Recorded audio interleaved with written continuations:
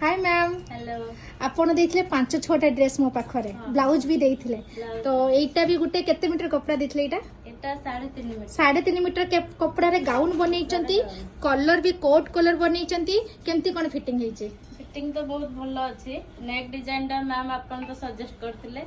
perfect अछि नेक design perfect अछि घेरा भी भलो अछि ना घेरा भी काफी अछि बहुत घेरा माने अछि जति की कपड़ा देथिले सब हमें घेरा करचो हाफ बॉडी करी के एमती